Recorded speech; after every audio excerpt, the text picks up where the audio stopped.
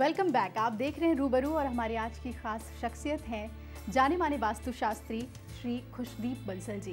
Break से पहले हमने ये जाना था कि वास्तु से उनका नाता कैसे जुड़ा, और आइए अब आपको ले चलते हैं उनके इंस्टीट्यूट और देखते हैं कि अपने अनुभव को वो अपने स्टूडेंट्स के साथ कैसे बांट रहे हैं।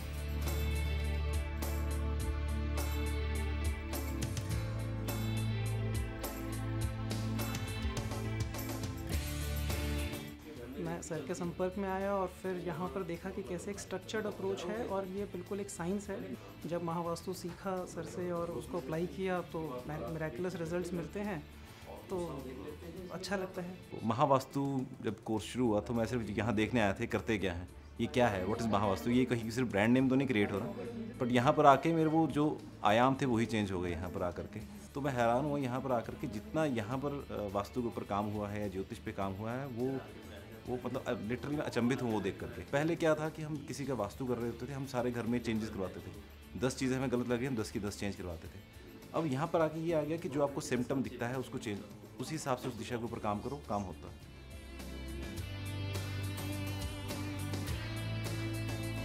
Tell me about your critics. जब आपने सोचा कि एक संस्थान में चलाऊंगा, आप स्टूडेंट्स को पढ़ाते हैं, अलग अलग कोर्स करिकुलम है, उसकी फीसेस हैं अलग अलग, तो क्रिटिक्स क्या कहते हैं? मैं कहूँगा मिले जुले रिएक्शन है। कुछ लोगों का तो ये मानना है कि हमने इसे व्यवसाय बना दिया है जी, और मैं अप्रिशिएट करता हूँ उनको, क्योंकि वो हमारी मार्केटिंग कर रहे हैं। मुझे अच्छा लगता है जब वो लोग कहते हैं कि हमने इसका व्यवसायीकरण कर दिया है, और कुछ लोग बहुत अप्रिशिएट करते हैं। वो कहते हैं कि जो काम बहुत सारे संस्थाएं चैरिटेबल नहीं कर पाई, पर फिर भी रिजल्ट देते हैं, उनकी डिलीवरीज अच्छी हैं, साफ़ सुथरे ढंग से काम करते हैं। तो आपके गुरु के लिए क्या आपको भी एक टफ स्टूडेंट बने कि इसे रास्ते पे लाना बहुत ही मुश्किल है, या वो कौन सा पल था जिस समय आपने पूर्णतः, जिसको कहते हैं complete surrender in front of your गुरु, वो किया? बहुत छोटी छोटी चीज़ें, क्योंकि लगातार सीखना था वहाँ। तो मैं हंसता था उनकी सब चीज़ों पर। मतलब हाउ ट्रेडिशनल, हाउ कन्वेंशनल, नहीं, मतलब क्या नाटक है, नाटक लगता था। हाँ, और मैं उनको बोलता भी था कि ये क्या नाटक है, इससे कुछ नहीं होता। मतलब एक थॉट प्रोसेस ही ऐसा था।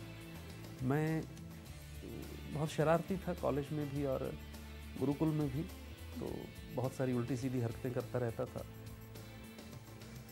तो जब 3 साल बीते तो वो पाँव में कौड़ी बांधते हैं, जो गुरुकुल में परंपरा है। तो पाँव में कौड़ी बांधने का अर्थ है कि आप समर्पित हो, और जब तक ये कौड़ी उतर नहीं जाती है तब तक आप you are not ready for the world. तो एक you will not practice your knowledge, you can't practice your knowledge, so you are incomplete. तो 3 साल बाद उन्होंने वो कहा कि पाँव रखो ऊपर। मैंने पाँव ऊपर रखा तो उन्होंने वो कौड़ी जो थी वो तोड़ दी, वो निकाल दिया।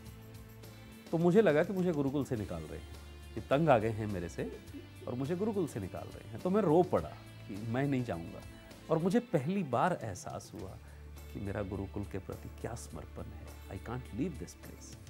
और उन्होंने कहा कि आचार्य उठो। मतलब that was completion of my Gurukul studies. इतनी ज़्यादा जिज्ञासा थी आपके अंदर कि एक कंप्यूटर इंजीनियर जिसकी नौकरी फॉरेन में लग रही थी, उसको छोड़कर आप गुरुकुल चले गए। कैसे? वो फैसला लेना कितना? वो फैसला तो ये था कि भाई 4-6 महीने मैं वहाँ जाऊँगा, उसके बाद अमेरिका चला जाऊँगा। पेरेंट्स को पता चला कि ये कुछ तो भी ऐसा कर रहा है कि अगर शौचालय नॉर्थ ईस्ट में बना है तो कैंसर होता है।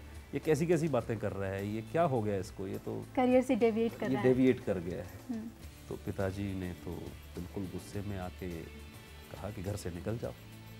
और तब उस समय पे वो एक आवेश ही ऐसा था चीज़ों को जानने का जी।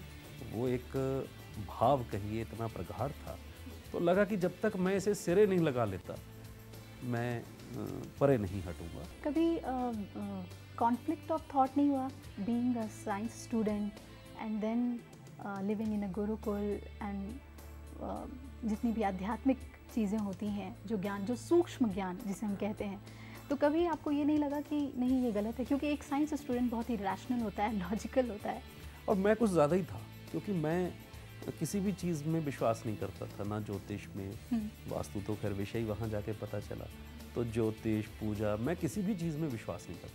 पर जब मैं गुरुकुल में गया तो मुझे लगा कि हमारे जीवन को जो हमारी नॉलेज है वो गवर्न नहीं करती। हम लोग मात्र 0.2% से ज़्यादा हमें ज्ञान नहीं है, और 99.99% जो नॉलेज है एक्चुअली वो हमें पता ही नहीं। वो डोंट नो है, हम जानते ही नहीं है। वर्ल्ड नंबर वास्तु एक्सपर्ट जब हमारे सामने बैठे हुए हैं तो बहुत ही लाजमी है कि हम उनसे कुछ टिप्स भी जानें वास्तु को लेकर, जिससे हमारे घर में खुशियाँ आए। वास्तव में जो संबंधों का जोन है वो दक्षिण पश्चिम दिशा है।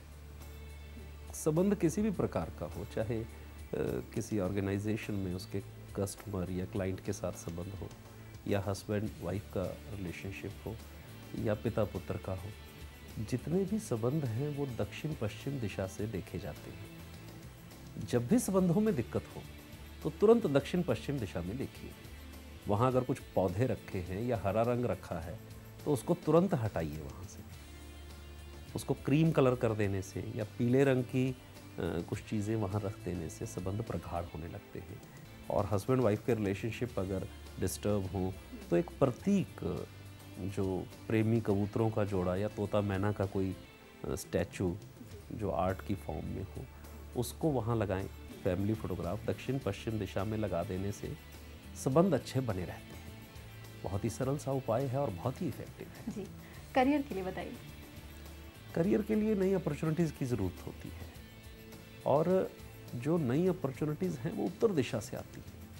उत्तर दिशा में जब भी लाल रंग होगा या कूड़ा करकट रखा हुआ होगा तो करियर में नई अपॉर्चुनिटीज़ नहीं आ पाती। और उनको लाने के लिए एक नीले रंग की बोतल में अगर एक मनी प्लांट लगा के उत्तर दिशा में रख देते हैं तो उसके लोगों ने बहुत ही मैजिकल रिजल्ट देखे हैं। वेल्थ जो है, वेल्थ के 2-3 फॉर्म्स हैं, और जो सबसे शाश्वत फॉर्म है वो तो है कि आपके प्रॉपर्टी कितनी बढ़ी। अगर आपके पास पैसा है तो रियल स्टेट या ज़मीन आपने कितनी खरीदी। तो पश्चिम दिशा में काले रंग के फ्रेम में एक गांव का चित्र लगा देने से आपके पास प्रॉपर्टी बढ़ने लगती है। और दक्षिण पूर्व दिशा है पैसे की दिशा, जो अग्नि दिशा है, क्योंकि जो रियल थ्रिल है, जो ज़ील है, जो ड्राइविंग फोर्स इन लाइफ है, वो पैसा ही है। बहुत सारे लोगों को एक विचारधारा बन जाती है कि जीवन में पैसा ही सब कुछ तो नहीं है।